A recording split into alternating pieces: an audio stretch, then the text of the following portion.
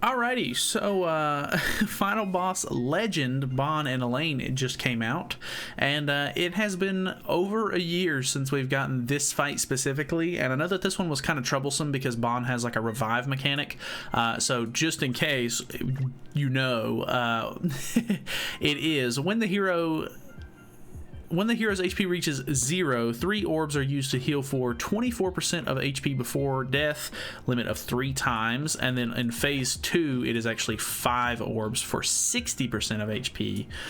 So that one's kind of troublesome, so you definitely want to have somebody who can take off ultimate gauge if possible. This was one of the teams that I saw people using, at least on the JP side of things. There was people who were using Margaret instead of Tarmiel, which I'm not really too sure about. I'm assuming you want to have blue units as much as possible because they're going to do tons of damage, you know, against the other attributes, which is fair. I would love to take in Terry because Terry's ultimate gauge removal card is actually like at level 1 it takes off 1, at level 2 it takes off 2, and at level 3 it takes off 3, which is so good. I love that it scales like that instead of it being just like 1 and then it takes off 3. But yeah, this is just going to be the team that we're going to test it out with really quickly. Luckily on these final boss legend difficulties, you don't have to worry about like trying to place like a high score or anything like that. You're basically just trying to beat it and beat the challenges that come along with it, so that way you can actually get your rewards and stuff like that. So I think we're just going to hop straight in, and I guess we're just going to try to go for Bon. I'm not sure if that's the best move or not. I probably should have read the other passives, but it's kind of nuts because I was actually looking at my video that I posted, you know, forever ago, and this was the original team that I used back in March of 2021, this was like the auto farming team that I used, and you can see that this is on the highest difficulty, and it's 160k CC requirement, which is just so small compared to this one. This one is 150, so that's actually kind of crazy that it's that much higher, I guess. I don't think we're gonna kill here, so I'm not gonna worry about trying to take off ultimate move gauge or anything like that. I guess I want to try to make sure that he's low before I go for the kill.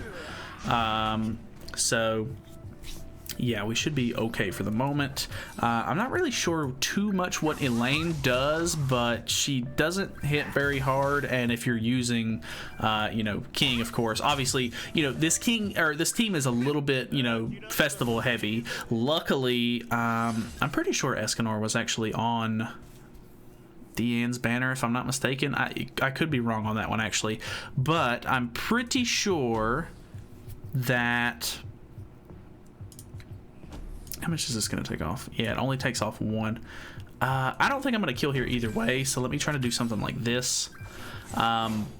But yeah, it's kind of festival heavy, unfortunately. I guess the best thing is King is probably your most useful character here. Obviously, he's not the one dealing like big damage. Obviously, Escanor is going to be the one dealing more damage than anybody. But the shield from King is very, very useful in this. So that is kind of a nice thing to have. Luckily, he was on the Deanne banner.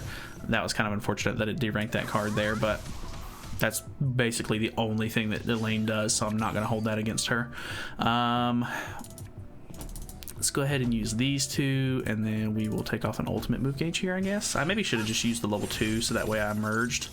Hopefully this kills Bon. He doesn't have enough ultimate gauge to res, which is really good.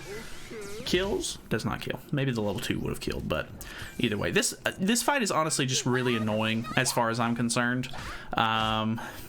But yeah, the challenges aren't like super, super hard, but at the same time, I just think that the characters are kind of tanky, which is just kind of unfortunate. Let's just go for like ultimate card draw here, and we'll see what happens. But yeah, the characters are pretty tanky, so it takes a while to kill them, which can definitely be an annoyance, but kind of just is what it is. You really can't do anything about that.